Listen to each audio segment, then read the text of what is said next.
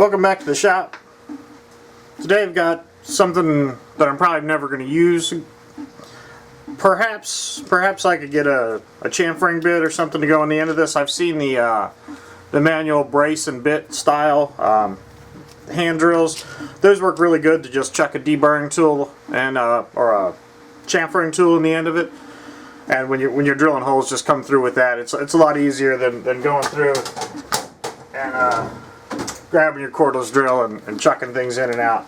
So anyway, this has been buried in the toolbox for quite a while, and I've actually got a couple. This is pretty cute. This would probably be serve some function if I ever get back into RC car stuff or real small projects like with my 3D printer. If I need to drill a hole in it or whatever, this would be easy to just keep on the shelf over there as opposed to tying up one of my good corded drills or cordless drills. But this one seems to be real well made. It's got some sort of ornate castings here. The teeth are all in real good shape. There's a little bit of what appears to be brass there. The handle isn't all chowdered up. It's obviously been through 3 or 4 different iterations in terms of paint schemes. The handle here is a little wobbly. I'm not sure how I'm going to rectify that, or if I'm going to rectify that. But I think the goal on this one is to try and take my time, clean everything up as best as I possibly can, make any improvements I can to it in terms of tightening up any loose movements or whatnot, but restore it as close to original as possible and take you along for the ride. So anyway, I'd like to start out by saying thank you for watching.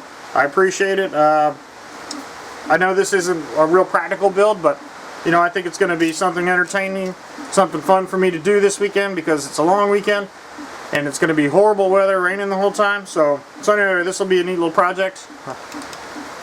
Let's get to work.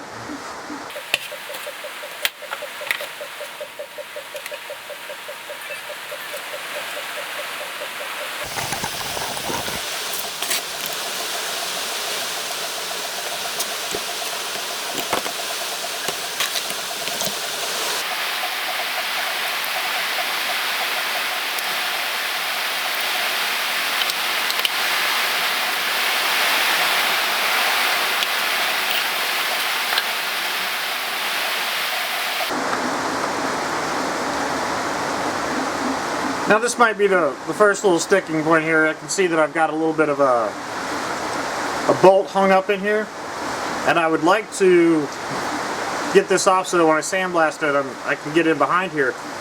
So what I'm going to do is hit that with some a little bit of heat and then a little bit of VP blaster or some WD-40 or something.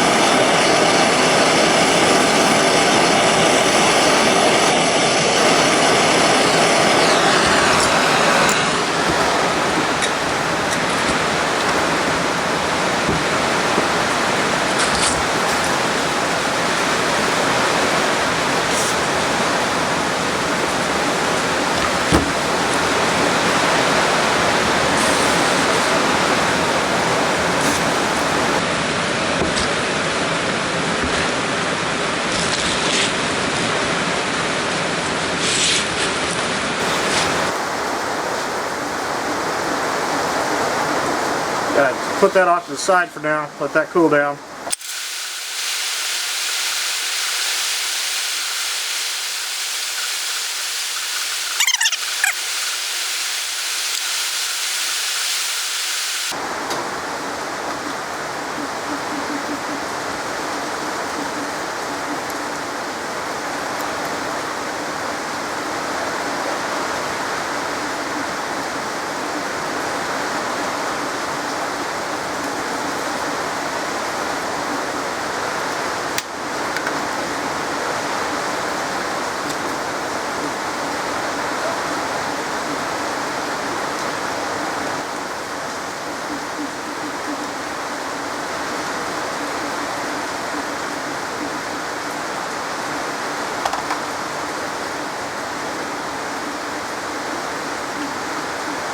Now this appears to be pinned in here, so I'm not going to make any effort to drive those pins out. I just think that that would do more harm than good. And again, I'm probably more worried about the aesthetics of this tool than I am about the actual practicality, and this seems to work pretty well, so I think once I clean it up we'll be in good shape.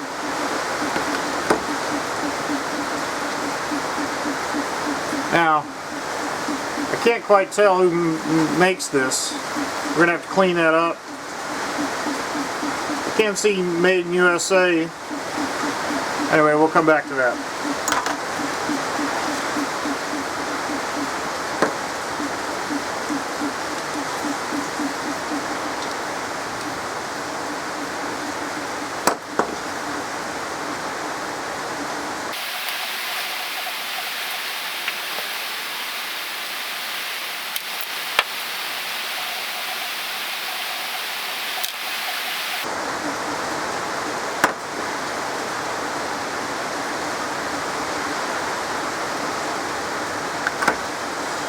Now what I'm going to do here,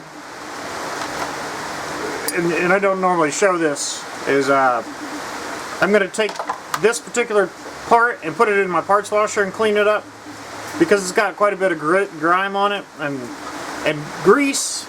Anything that's not really solid, anything really firm, the Media Blaster will just push it around like a puddle, and it will eventually clean it up. But it's impractical to clean things up with a giant air compressor and just the wrong tool in general. So it's beneficial for me to go through and clean this up with the parts washer, let it get nice and dry, and then put it in the sandblaster, and then everything will just blow right off of this in just a matter of seconds. And I think what I'm going to do when I do that is I might put in some little filler or something here, some caps to keep from hurting from etching the journal surface in there. There's no bushing or anything, but just keep from etching that. Keep it smooth. So.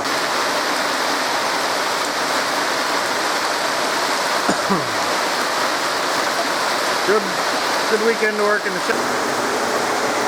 So here's the parts washer I've got. It's a Zep Dynaclean, and then I have just a plastic 30-gallon barrel, 33-gallon barrel with the P1000, I believe it is, the parts washing fluid from Tractor Supply. I've gone over this briefly in one of my other videos, but it's starting to rack up now, so instead of having to go back and hunt for it. The cleaner, I'm super happy with it. I try not to throw like full wheel bearings in full of grease to clean all that up outside as much as I can, and then bring it in. Like, there's a lot of junk in here. There's some retaining clips from my Ford truck, some dies from another projects, and an old spud wrench. Actually, a new spud wrench. It looks really old. And this is probably one of the neatest things. I just get it. I like it. It's like the cheapest big filter I could find. But I just punched a couple holes in it so that helps remove some of the particulate that's in the machine. Naturally, gravity settles out most of it. I also have like a wool sock and a couple magnets inside of here. They catch things, but on top of this filter, in addition to the filter, underneath it is a magnet from a big speaker. So that helps attract any particulate. So if I do throw a bearing they're planning on reusing in here, I'm relatively confident that it's not going to be injecting it with metal shards. So anyway, we'll let this thing cook for a little bit. Bring it back.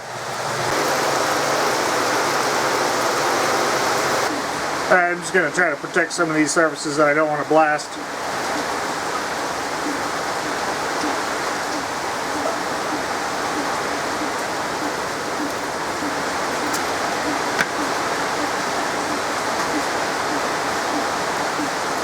Now, the sandblaster actually does a really good job with wood. If it's rotten at all, it will blow right through it. But if you keep a good distance from it, it really does a good job of removing the surface material. You just got to make sure not to dither. Otherwise, it will start digging holes in it and mess up your work. So anyway, I'm going to give this a light dusting with the sandblaster. It's sort of oblong now. It actually seems like it's got quite a bit of wear on it. So I'm going to bring this back to the, I think the belt sanders are maybe a little too aggressive. I might do this by hand. But anyway, you'll see it in the sandblaster. Alright, so there we go in the sandblaster. This will be difficult. That's oil for my bench, which is not good.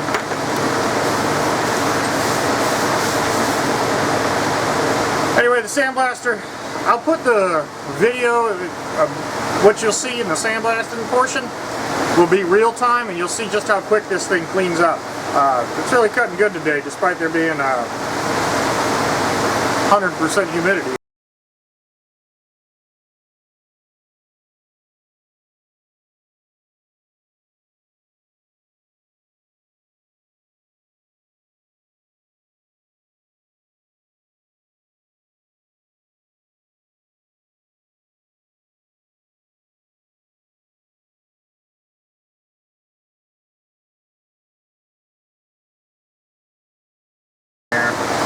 Anyway, I wanted to show you this before I hit it with the wire wheel, because the wire wheel again will take this etching off and make it look sort of shiny again. So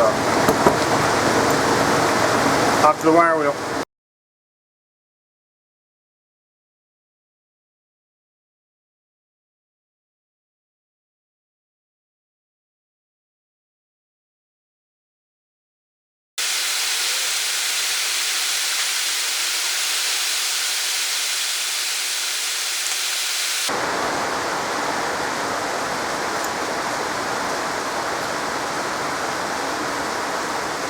It's going to be hard to make out, but it says Goodall-Pratt.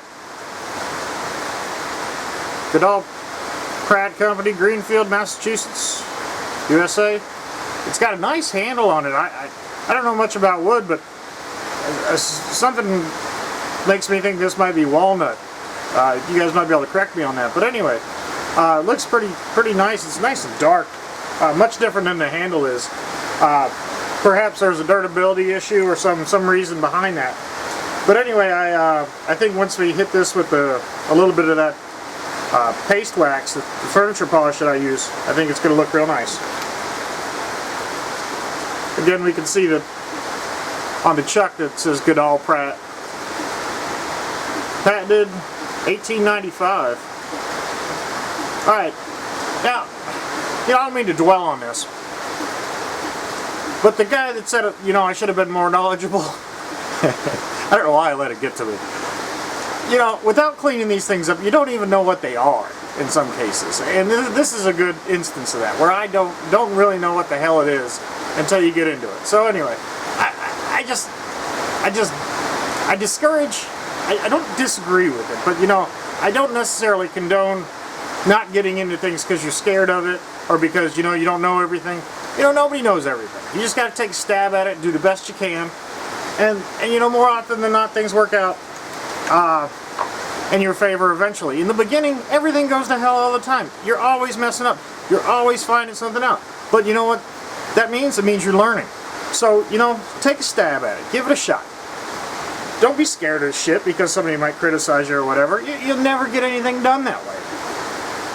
Anyway, I digress. This one here, I thought I wasn't going to sandblast. I'm going to start by wire wheeling it and see how it comes out. And if it looks like it needs more, then I'll go to the sandblaster. But anyway, we'll figure it out. Alright, so that came out pretty good in the wire wheel. But the wheel that I have is relatively coarse. I mean, it's not a knotted wheel or anything. But it doesn't quite get down into all those grooves, into the bottom of those teeth as much as I would like. It's not necessarily in terms of efficiency or anything, but for laziness. But the 6 of one, half dozen the other. Instead of throwing this in the sandblaster and then having to wire wheel it all again, I'm just going to use a fine wire wheel to really get down in there.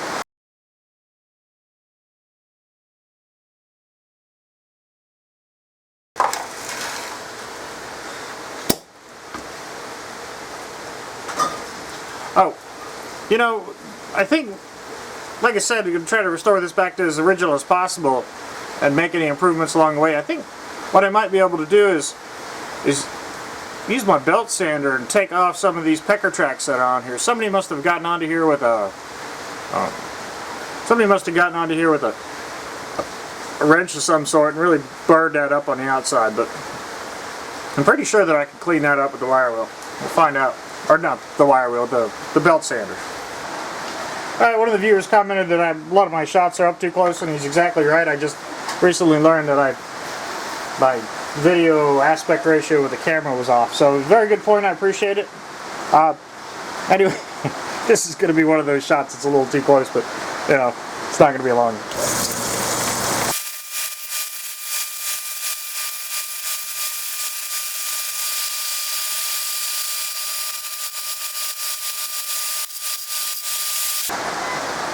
Now, the reason it had those pecker tracks on the side is because whoever was messing with this before didn't bother to take the time to fabricate or to buy or borrow or whatever it took to get a little pin wrench or something, a gland wrench to get in there, and you know, there's a million different ways. Stick a couple finish nails in there.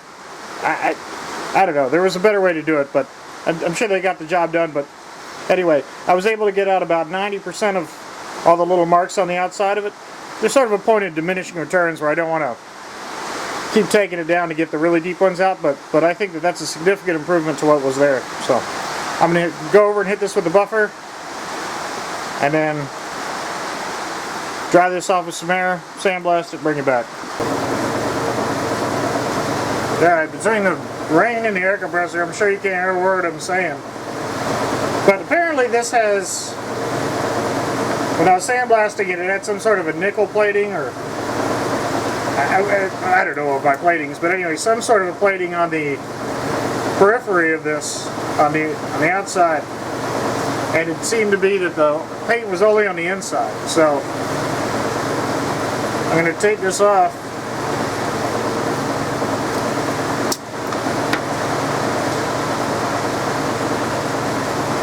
And attempt to paint just the